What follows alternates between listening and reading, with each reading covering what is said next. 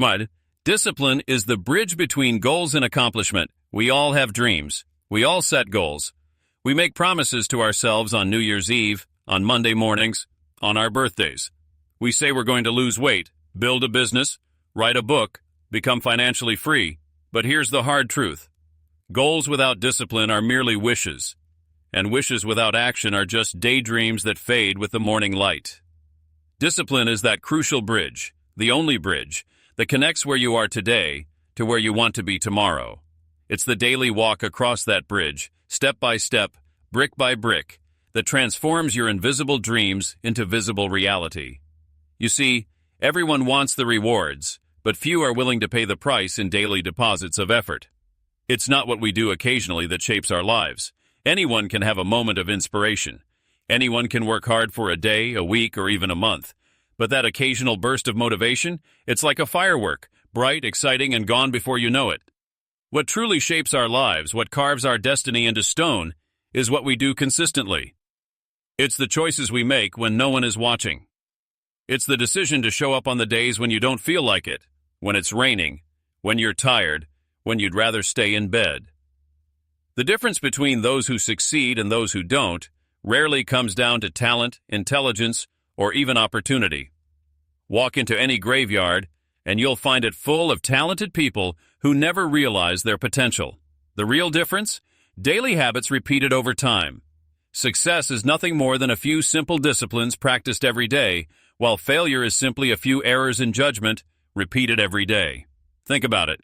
A person who reads just 10 pages of a good book every day will read over 3,600 pages a year. That's roughly 12 books that could transform their thinking. A person who walks just 30 minutes daily builds a body and mind stronger than 90% of their peers.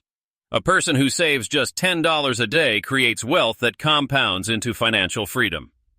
These aren't dramatic actions, they're simple, small, almost boring disciplines.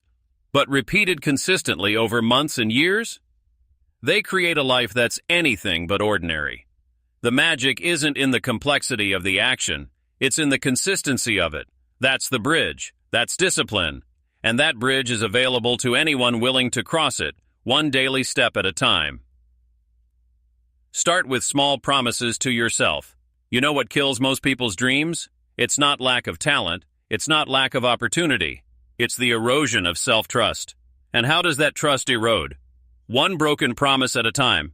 Promises made to yourself that you didn't keep. Every time you tell yourself you're going to do something, and then you don't do it, you're teaching yourself a dangerous lesson. Your word means nothing, even to you.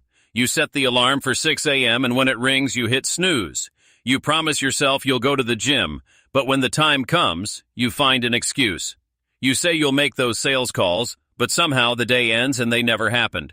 Each broken promise is like a tiny crack in your foundation, and over time, those cracks become a collapse. But here's the beautiful part. It works in reverse too. You can rebuild that foundation, one small promise at a time. Build your discipline muscle by keeping minor commitments first. Think of discipline like any other muscle in your body. You don't walk into a gym and immediately bench press 300 pounds. You'd injure yourself. You start with the bar. You start with light weights. You build gradually. The same principle applies to self-discipline. If you say you'll wake up at 6 a.m., do it. Not 6:15, not 6:05, 6 o'clock. If you commit to drinking 8 glasses of water today, count them. If you promise yourself you'll write for 15 minutes, set a timer and honor it. These aren't life-changing actions in themselves, but they're building something far more valuable. They're building you into a person who keeps their word. These small victories create momentum. Success breeds success. Confidence builds upon confidence. When you keep a promise to wake up early, you start your day as a winner. That energy carries forward. You've already won before breakfast, and that feeling of accomplishment makes the next right decision easier, and the next one easier still. More importantly, these small victories create self-trust that compounds into major achievements.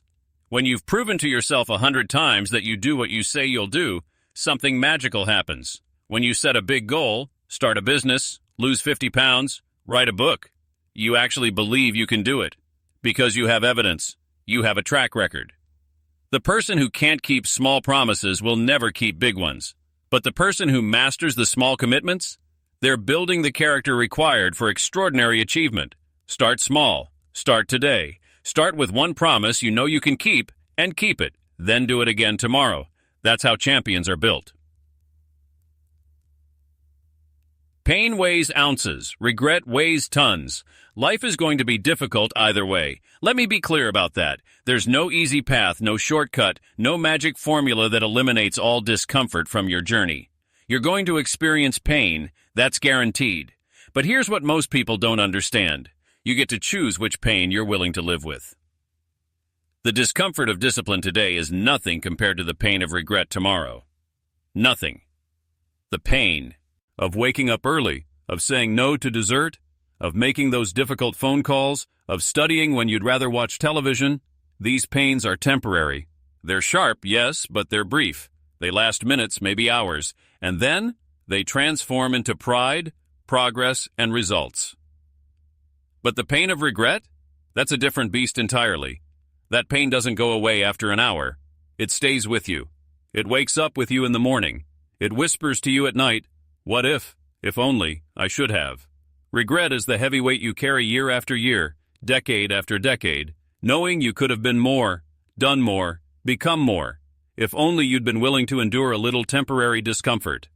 Think about the person who avoids the discomfort of exercise. Sure, they get to stay comfortable on the couch today, but 10 years from now they're carrying the crushing weight of poor health, low energy, and a body that betrays them. They traded ounces for tons.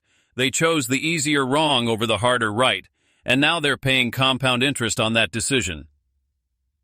Consider the entrepreneur who's afraid of rejection, who avoids making sales calls because it's uncomfortable. They save themselves from a few awkward conversations today. But tomorrow, they're bankrupt, watching their dreams die, carrying the unbearable weight of knowing they never really tried. They let the fear of a brief sting prevent them from building the life they truly wanted. Choose which pain you're willing to live with, the pain of discipline or the pain of disappointment. One weighs ounces and leads to pride. The other weighs tons and leads to a lifetime of what-ifs. The pain of discipline is like medicine, bitter in the moment but healing in effect. The pain of regret is like poison.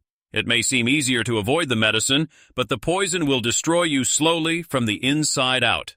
Here's the truth. Discipline weighs ounces today and eliminates tons tomorrow. Laziness feels light today, but crushes you under its weight for years to come. The wise person, they do the math. They feel the temporary discomfort. They choose the pain that makes them stronger, rather than the pain that makes them bitter. Your life does not get better by chance. It gets better by change. Let's address the lie that most people believe, that somehow, some way, things will just get better. They're waiting for the economy to improve, waiting for the right opportunity to appear, waiting for someone to discover their talent, waiting for their luck to change. They're standing still, hoping the winds of fortune will blow them toward success. But here's what separates those who transform their lives from those who simply complain about them. The understanding that your life does not get better by chance, it gets better by change. Not circumstantial change, personal change. Not the world around you changing, you changing.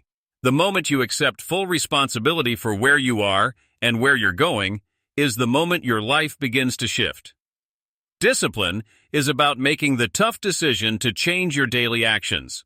Not your wishes, not your intentions, not your "I really should" or "someday I will."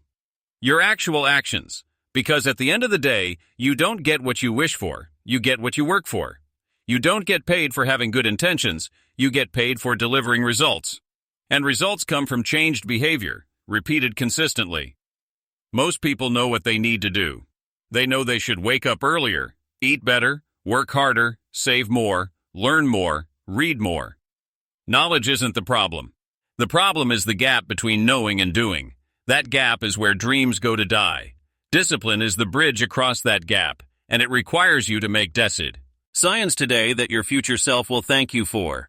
You must be willing to do today what others won't, so tomorrow you can do what others can't. Look around you. What do most people do? They take the easy path. They hit snooze. They make excuses. They choose comfort over growth, entertainment over education, immediate gratification over long-term fulfillment. And that's precisely why most people don't have what they want. If you want uncommon results, you must be willing to take uncommon action. While others are sleeping in, you're up working on your craft. While others are complaining, you're learning. While others are watching television, you're building your future. While others are spending everything they earn, you're investing in yourself and your tomorrow. The beautiful part, these choices aren't about being superhuman. They're about being slightly better than average consistently. You don't have to be twice as good as everyone else. Just 5% better every single day.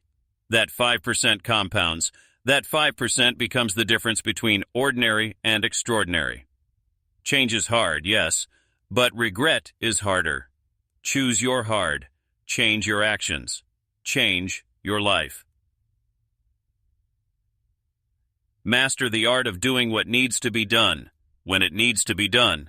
Whether you feel like it or not, here's a revelation that will change your life if you truly grasp it. Your feelings are liars. They're wonderful companions, but they're terrible leaders. If you wait until you feel like doing what needs to be done, you'll wait forever. And while you're waiting, life passes you by, opportunities vanish, and your dreams gather dust. The amateur says, "I'll do it when I feel motivated." The professional says, "I'll do it, and then I'll feel motivated." See the difference? One waits for the feeling, the other creates it through action. One is controlled by emotions, the other controls their destiny through decisions. Feelings are unreliable guides because they change with the weather, with your blood sugar, with how well you slept last night, with who said what to you yesterday. They're influenced by 1,000 things beyond your control. If you base your actions on your feelings, you're essentially letting random circumstances dictate your future. That's not a strategy for success. That's a recipe for mediocrity. Discipline means acting based on commitment, not emotion. It means you wake up and do your workout because you committed to it, not because you feel energetic. It means you make those sales calls because you committed to building your business, not because you feel confident. It means you study because you committed to learning, not because the material excites you that particular day. Think about it this way. The sun doesn't rise only when it feels like it. The seasons don't change based on their mood. Nature operates on principles, on laws, on consistency. And the most successful people understand that they must operate the same way. They create their own laws, their own non-negotiable standards, and they live by them regardless of how they feel. The amateurs wait for inspiration. They're always getting ready to get ready. They need the perfect music, the perfect environment, the perfect mood. They need to feel inspired, energized, passionate. And you know what? Those feelings come maybe once a month, if they're lucky. So they produce maybe once a month. Maybe. The professionals show up regardless. Rain or shine. Motivated or tired. Inspired or flat. They show up because that's what professionals do. They've made a decision that supersedes their feelings. They've committed to a standard of excellence that doesn't bend to accommodate their moods. Here's the secret. Action creates motivation, not the other way around. Start moving, and the feelings follow.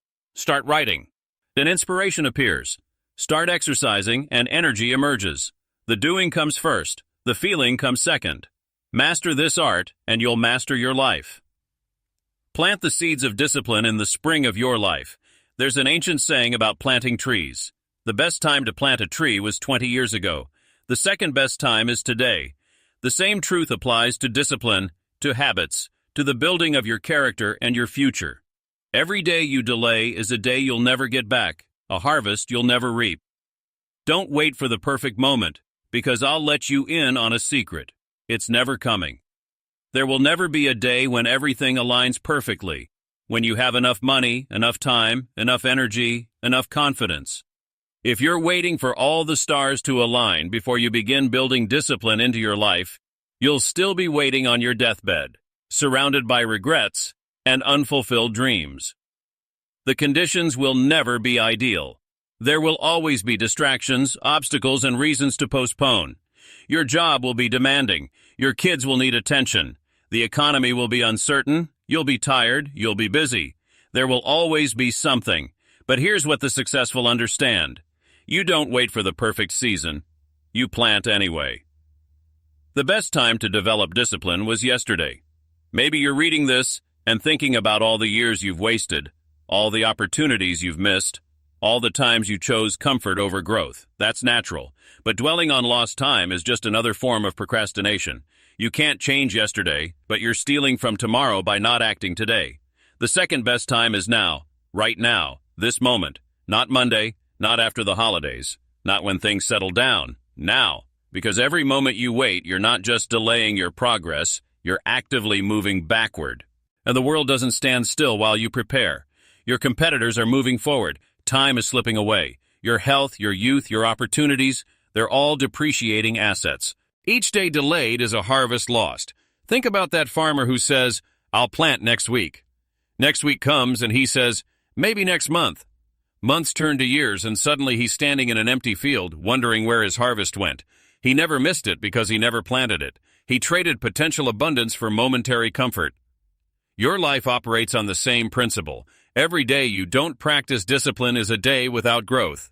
Every week you postpone developing better habits is a week of compounding losses.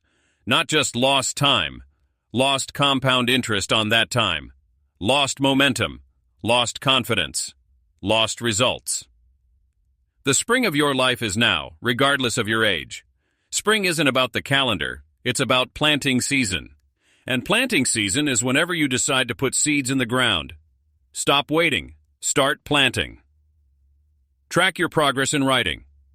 Here's a principle that governs everything from Fortune 500 companies to championship sports teams. What gets measured gets managed. If you're not tracking it, you're not taking it seriously. If you're not recording it, you're leaving your progress to memory and feelings. And we've already established that feelings lie. Keep a journal of your daily disciplines, not a complicated system, not some elaborate spreadsheet that requires a PhD to understand. Just a simple, honest record of what you did today. Did you wake up on time? Write it down. Did you exercise? Record it. Did you read those 10 pages? Make a note. Did you make those calls? Document it. Why does this matter? Because your brain plays tricks on you. At the end of a month, you'll swear you worked out pretty regularly. But when you look at your journal, you'll see the truth. You exercised 4 times out of 30 days. You'll think you've been pretty disciplined with your diet, but the record shows you broke your commitment 23 times. The journal doesn't judge, it just tells the truth. And the truth is what sets you free to make real changes. This accountability transforms invisible efforts into visible proof of your transformation. See, most of the work of discipline is invisible. Nobody sees you wake up early. Nobody watches you say no to temptation. Nobody applauds when you do the hard thing instead of the easy thing. The world only sees results, and results take time. In between the decision and the reward, there's a valley where doubt lives. That valley is where most people quit. But when you're tracking your progress, you have proof. You can flip back through your journal and see 30 days of waking at 5 a.m., 60 workouts completed, 500 pages read, 20 new skills practiced. That's not invisible anymore. That's evidence. That's a track record. That's a resume of your commitment that you can present to yourself when doubt whispers that you're not making progress. The journal becomes your accountability partner, your coach, your honest friend.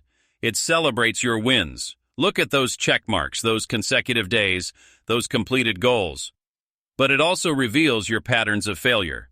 You'll notice you always skip your discipline on Fridays. You'll see that you break your commitments when you're stressed. These patterns, once visible, become solvable problems instead of mysterious failures. Don't just live your disciplines. Document them.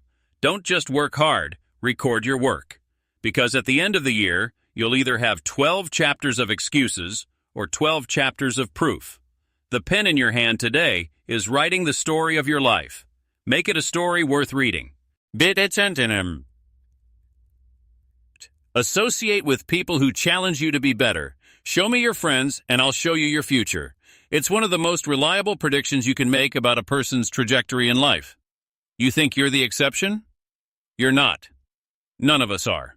We're all influenced, shaped, and molded by the people we spend time with, whether we admit it or not. You become the average of the 5 people you spend the most time with. Look around your circle right now. Are they reading or are they scrolling? Are they building or are they complaining? Are they growing or are they stagnant? Because whatever they're doing, you're absorbing. Their attitudes become your attitudes. Their standards become your standards. Their excuses become your excuses. Their limitations become your ceiling. It's not mean, it's not judgmental, it's just reality. If you hang around 5 broke people, you'll be the 6th. If you spend time with 5 people who make excuses, you'll find yourself making excuses too. If your circle is comfortable with mediocrity, guess what? You'll start finding comfort there as well. We naturally drift toward the temperature of the room we're in. But here's the flip side, and this is where it gets exciting. Surround yourself with the disciplined, and discipline becomes contagious. Find people who wake up early, and suddenly 5 a.m. doesn't seem so crazy. Associate with people who read voraciously, and you'll find yourself reaching for books instead of the remote. Spend time with people who are building businesses, and you'll start thinking like an entrepreneur. Get around people who invest in themselves, and you'll start seeing value in your own growth. This doesn't mean you abandon everyone who isn't where you want to be, but it does mean you need to be intentional about who has access to your time, your energy, and your mind. You need to seek out people who challenge you, who make you uncomfortable with your own mediocrity, who inspire you to reach higher simply by watching them live. Find mentors, even informal ones. Join groups of people who are serious about growth. Attend events where high performers gather. Read books by people who've achieved what you want to achieve. That's association too. Listen to voices that call you forward, not voices that keep you comfortable where you are. Iron sharpens iron, but only when iron meets iron. If you're spending all your time with wood, you'll just get dull. Your association is either lifting you up or dragging you down. There's no neutral ground. Choose your circle wisely. Your future is being shaped by it right now, in this very moment. The company you keep today is creating the person you'll become tomorrow. Replace I can't with I haven't yet. The words you speak to yourself matter more than you realize. They're not just describing your reality, they're creating it. Every time you say I can't, you're not making an observation. You're making a decision. You're closing a door. You're putting a period where there should be a comma. Language shapes reality. When you say, I can't lose weight, you're programming your mind to accept defeat. When you say, I can't start a business, you're building walls around your potential. When you say, I can't change, you're sentencing yourself to stay exactly where you are. Those 2 words, I can't, are the favorite tools of people who've given up. But here's a simple shift that changes everything. Replace I can't with I haven't yet. 3 little letters, Y-E-T, that crack open a world of possibility.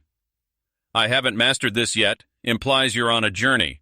I haven't figured this out yet suggests you're still learning. I haven't succeeded yet means you're still in the game. Discipline isn't about perfection, it's about persistence. It's not about never falling down, it's about getting back up every single time. The disciplined person fails just as often as the undisciplined one. The difference? The disciplined person sees failure differently. They don't see it as evidence of their inadequacy. They see it as tuition paid for wisdom gained. Every setback is simply information about what to adjust, not evidence that you should quit. You didn't fail at your diet. You learned that keeping junk food in the house doesn't work for you. You didn't fail at waking up early. You discovered you need to go to bed earlier. You didn't fail at your business idea. You found one approach that doesn't work, which brings you closer to one that does. Thomas Edison didn't fail 10,000 times to create the light bulb. He successfully discovered 10,000 ways that didn't work. That's not wordplay. That's a fundamentally different relationship with failure. It's the mindset that separates those who break through from those who break down. When you stumble, and you will stumble, your internal dialogue determines whether you get back up or stay down. I can't do this keeps you on the ground. I haven't mastered this yet gets you back on your feet. Your self-talk is either your greatest coach or your worst enemy. It's either pushing you forward or holding you back. It's either opening doors or slamming them shut. Choose your words carefully because you're listening and believing. Stop speaking defeat over your life. Start speaking possibility. You're not incapable, you're inexperienced. You're not a failure, you're a learner. You're not stuck, you're under construction. The word yet is a promise you make to yourself. I'm not there, but I'm on my way. Discipline is the foundation upon which all success is built. Walk through any cemetery and you'll find it fill. Ed, with unrealized potential. Talented musicians who never made the album. Brilliant minds who never wrote the book. Gifted athletes who never reached the podium. Natural-born leaders who never built the business. The graveyard is the richest place on earth, not because of what's buried there, but because of what was never brought to life. Without discipline, talent is wasted. You can have all the natural ability in the world, but if you won't show up, if you won't practice, if you won't do the boring, repetitive work that mastery requires, your talent dies with you. The world is full of talented poor people, talented unhealthy people, talented unhappy people. Talent without discipline is like a Ferrari without gas. Impressive to look at, but it's not going anywhere. Intelligence is squandered without discipline. Being smart doesn't make you successful. Knowing what to do and actually doing it are separated by a chasm that only discipline can bridge. The smartest person in the room who doesn't execute will always lose to the average person who does. Knowledge isn't power. Applied knowledge is power, and discipline is what does the applying. Opportunities slip away without discipline. Luck is real, and opportunities do knock, but they don't knock repeatedly, and they don't wait around. When opportunity meets preparation, success happens. But preparation requires discipline. The discipline to get ready before the moment arrives, to stay sharp even when nothing's happening, to be positioned when everyone else is sleeping. But here's the beautiful promise. With discipline, even ordinary abilities can produce extraordinary results. You don't need to be the most talented, the smartest, or the most connected. Average talent with extraordinary discipline will beat extraordinary talent with average discipline every single time. Consistency compounds. Small daily actions repeated over years create results that look like genius but are actually just disciplined practice. The tortoise beat the hare not because he was faster, but because he kept moving. The bamboo tree spends 5 years developing roots before it breaks through the ground, then grows 90 feet in 6 weeks. That's discipline. Invisible work producing visible results. Make discipline your daily practice and watch your entire life transform. Not overnight, not dramatically at first, but gradually, inevitably, completely. Your health transforms. Your finances transform. Your relationships transform. Your confidence transforms. Because when you control yourself, you can control your destiny. Discipline isn't everything, but without it, everything else is nothing. It's the foundation. You can have the most beautiful blueprints, the finest materials, the best intentions, but without a solid foundation, you're building a house that will collapse. Build your foundation first. Build it with discipline. Then build your dreams on top of it, and watch them stand the test of time.